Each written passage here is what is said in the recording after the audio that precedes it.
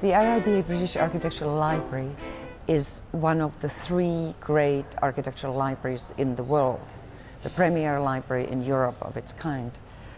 You can find in its holdings almost anything, ranging from sketches by medieval masons to great Renaissance drawings by the likes of Andrea Palladio or Raphael, to great British architects like Inigo Jones and Christopher Wren, right up to the present day.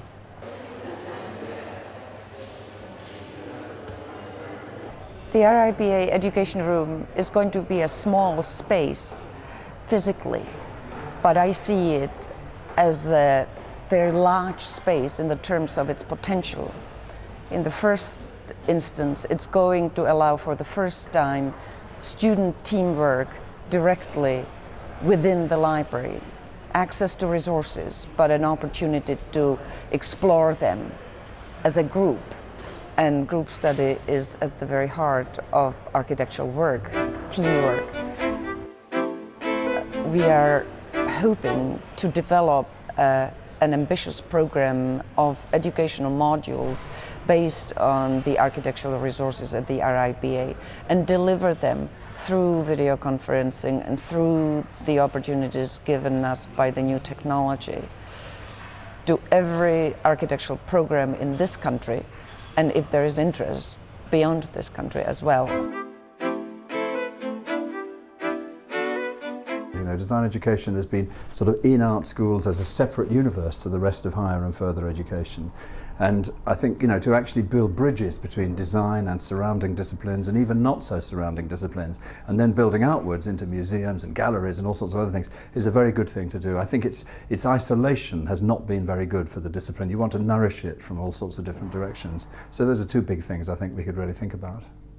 I hope that this research will be well known, published, disseminated at conferences and so on, and will be drawn on by museums and galleries all around Britain and internationally.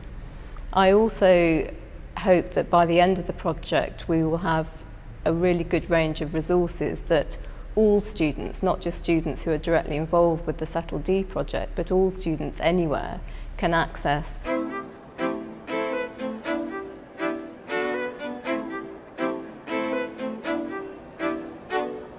The most important thing I'd like the Centre to achieve within the next 5 years is to be known, one, as a Centre for Excellence in design learning, but I think most critically that it achieves the vision of the extended campus. I would hope that one of the things we could do through the CETL is to reconceptualise what learning space means. Particularly to look at the relationships of spaces in public collections and museums as well as spaces in universities, and to see these as a single space that a student can navigate between and learn within. What I hope by the time we go through these 5 years with the CETL is that we have a deeper understanding of how these new generations of students go about learning what they need to know and what they need to be able to do, and how they become better designers.